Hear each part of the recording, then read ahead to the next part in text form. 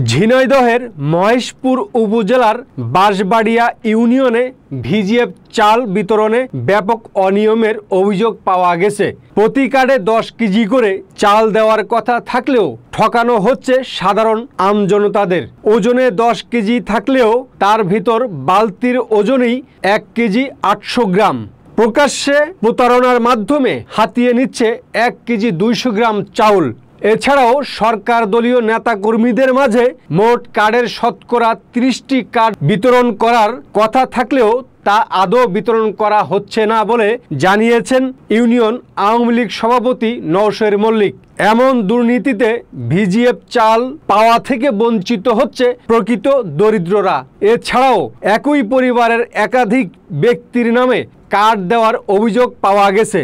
সরজমিনে দেখা যায় এমন কিছু পরিবারের মাঝেও ভিজিএফ কার্ড দেওয়া হয়েছে যারা রীতিমতো অবস্থা সম্পূর্ণ রয়েছে নিজস্ব পাকা বাড়ি। চাউল বিতরণ শেষে বেঁচে যাওয়া অতিরিক্ত চাল ইউপি সদস্যরা নিয়ে গেছে বলে জানা যায়। ইউপি সদস্য সাইফুল ইসলাম বলেন, কার্ড প্রতি 10 কেজি করে চাল দেওয়ার কথা থাকলেও বস্তায় চাল কম থাকার কারণে 100 গ্রাম চাল কম দেওয়া হচ্ছে। ইউনিয়ন চেয়ারম্যান ঝিন্টু বলেন, কোনো মেম্বার অনিয়ম করলে দায়িত্ব অবশ্যই তার নিজের। উপজেলা নির্বাহী অফিসার অনুপ দাস এই অনিয়মের বিরুদ্ধে যথাযথ ব্যবস্থা নেওয়ার প্রতিশ্রুতি ব্যক্ত করেন। Desk report, Jagarani TV.